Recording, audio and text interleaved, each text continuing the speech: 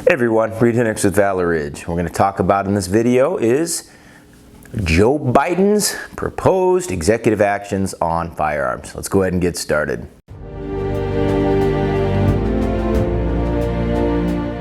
If you guys are going to hover in the news cycle going into this weekend, then you'll find out that Joe Biden is today, Thursday, going to announce his executive actions on, quote, gun control.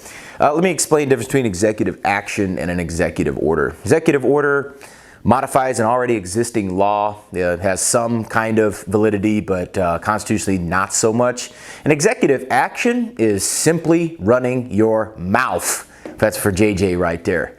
So what this is, guys, these proposals have zero teeth whatsoever. In fact, they are as empty as Joe Biden's mouth is before he puts his dentures in the morning. So they don't have any force behind them whatsoever. And Barack Obama did all kinds of these executive actions during his 8 years of presidency.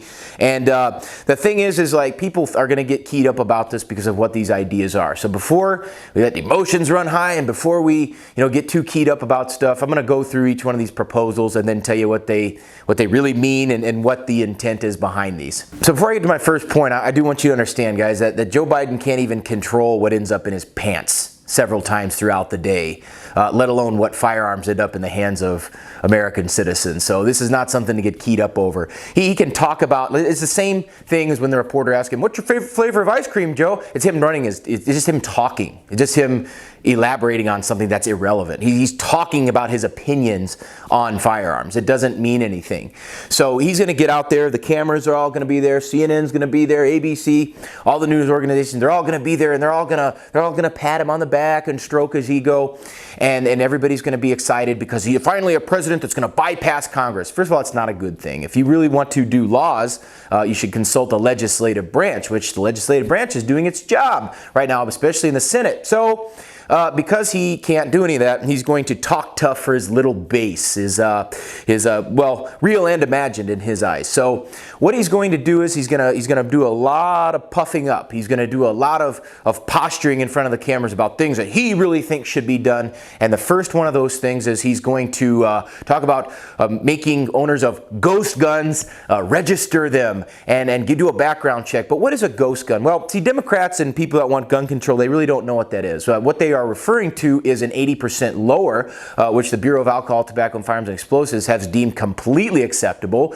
to have an 80% lower. That is an unfinished lower receiver. It could also be a pistol on those polymer frame pistols as well. That could be 80%. They have no serial number. You can make them yourself as far as finishing out the rest of the aluminum billet or the polymer frame, and then use them for personal intention, personal use. So my question is, how are you going to track aluminum and plastic? How are you going to make people register them? Are you going to make people register them before this proposal goes into play? Are you going to make people do it only after?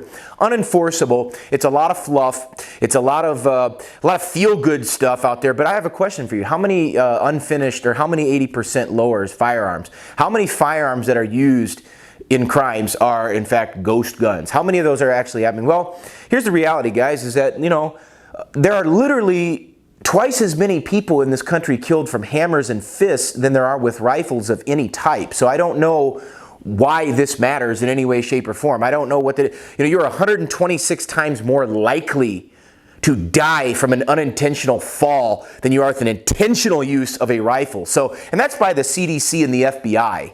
So I'm using like their own information, so this won't do anything. So Joe, talking about being killed or injured, God forbid in a fall, you should be more afraid of Air Force One steps than you are of ghost guns. So I need you to get your own house in order there. I need you to really, set up your mind, one step at a time, literally and figuratively, okay? So the second part of his program or his proposals on these executive actions is pistol braces. He wants the ATF to redefine a pistol brace, even though for a decade plus they have had clear definitions of what it is. You can use a stabilizing brace with a rifle that has a barrel less than that, as long as it has a pistol brace, and that is acceptable, okay? So they've been wanting to do this for a long time. Oh, you got to register it. This is about money. They want their $200 tax stamp. They want their money from all these pistol braces, and the reason why these firearms are so popular is because they're lighter, they're shorter, women can shoot them better, people with physical issues have an easier time handling them because of their build, and so it makes shooting easier. It's a pistol, it is not a rifle, but what they want to have happen is they want these kind of firearms to be registered as short-barreled rifles under the National Firearms Act of 1934. It's about the money, because they don't have any money. They spend more money than they take in. If I ran my business the way the federal government ran itself, I'd be in prison. It'd be like way more prison time than Bernie Madoff, but they're okay. They do their thing. They can keep spending money they don't have, but this is about money. Make no mistake about it whatsoever.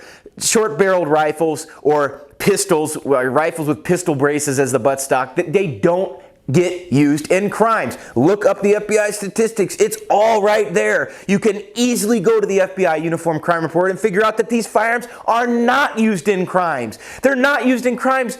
They're used in crimes so little that it's statistically insignificant. So any kind of action on this or any kind of proposal is addressing a problem that doesn't exist. But I guess that's what government does. The third part of these executive actions, the proposals, is that he wants the Department of Justice to have a model legislation for states in when it comes to red flag laws. What red flag laws are these laws that will make it, without due process, someone getting their firearms taken away from them by until they undergo a psychiatric evaluation. Well, I guess that would eliminate anybody in Congress, wouldn't it? I guess that would eliminate most of Biden's cabinet members. If they had to undergo a psychiatric evaluation, they would certainly fail. But all seriousness aside, what he wants to do is have these Department of Justice individuals give legislation for model legislation for states to adapt red flag laws. Well, given that several of the last people that have been involved in mass shootings, people that have done this, were already on an FBI list, and the FBI failed to do anything, I don't really think that this is going to do anything at all. And we also have this thing called due process in the Constitution. We also have this thing called you cannot be deprived of your property without due process.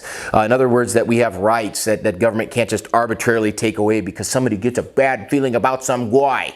So what we got to think about here is this in line with the Constitution? Absolutely not. The Department of Justice has zero bearing over what states do within their own borders, and I believe that a lot of state legislatures are going to give the big middle finger to the federal government on this one as well. Once again, toothless legislation, toothless proposal, I should say.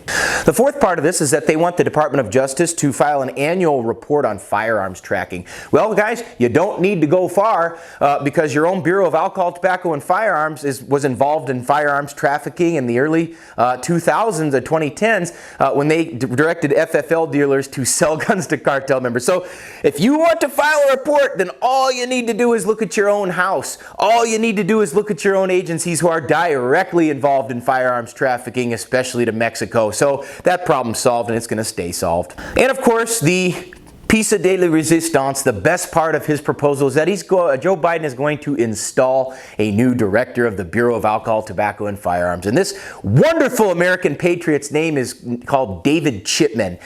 He is a former lobbyist and spokesman for wonderful groups such as the Gifford Center, and he's been involved with Everytown for gun safety, and he was involved in the trial at the Waco siege, which killed several dozen American citizens. He's been on record as making outright false claims that Branch Davidian shot down multiple helicopters during that siege. Absolutely false. It didn't happen. So this man has literally been a spokesman and a policy advisor to Giffords, to Everytown. He's been involved with Michael Bloomberg's money all over the place. Can you imagine if a policy advisor or a spokesman for the NRA was installed as the head of a government agency during Trump's administration? Can you believe what would happen in the news? Yet here we are. This guy, total piece of garbage, wants to ban the manufacture sale of semi-automatic rifles to American citizens. He's on record as saying that in the early 90s. Can anybody here watching this video think of a person more unfit to run the Bureau of Alcohol, Tobacco, and Firearms. If every agency in the government is supposed to protect rights, then you would think you'd want a pro-Second Amendment person at the head of the ATF. Now, I don't believe the ATF should exist. I don't believe that it has any function whatsoever. However, being that it does, there should be a person in there that actually advocates for firearms, advocates for the Second Amendment, instead of wanting to strip rights away from people. So that's your new guy who's in head of the Bureau of the ATF. He's a zealous gun control advocate, knows nothing about firearms, absolutely deals in propaganda and sensationalism, makes false claims, lies under oath. It doesn't matter. But that's what government agencies do, and that's your new guy who's in charge of the ATF. So in short, the guy who's in charge of the ATF now didn't do what Joey Biden wanted, so he's going to install a new guy who will try to do new stuff against the Second Amendment. So before you get bent out of shape all this, understand these are all proposals. These are not orders. These are executive actions. This is what Joe Biden wants to have happen. I'm sure he'd want to go through a day without falling down the stairs or forgetting his name, or forgetting where he is. I'm sure he would like to do that. So we'd all like to do certain things, but that doesn't mean that it's going to happen. I see massive amounts of litigation if any of these see the light of day. I see massive amounts of federal lawsuits. I see massive amounts of state legislator lawsuits. I see massive amounts of non-compliance. And once again, we see an American president. We see a guy who doesn't even know his own name or where he is, on what plane of existence that he's at. We see a guy who is simply reading points from people that put him in power. We are literally watching a puppet at work. We are literally watching a guy read the talking points of the rabid left. So I understand the news headlines about all this stuff, if you follow the news cycle, can get you out of shape, get you bent out of shape. But guys, I've been involved with the Second Amendment for a very long time. This happens again and again and again. We experienced 8 years of Barack Obama with this, but the reality is checks and balances in government do not allow for this stuff to happen. And if they do, there's litigation that generally gets overturned.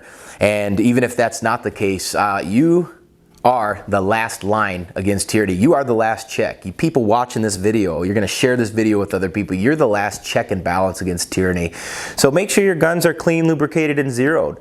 And more importantly than that, make sure you know how to use them. And that's what we do here at Valor Ridge. We teach American citizens how to prepare for violence against criminals and also against tyrannical rulers in government. I think that's a very important concept to take into your mind and accept that one day in this country, and certainly in the past, that our ancestors had to stand up against that kind of tyranny.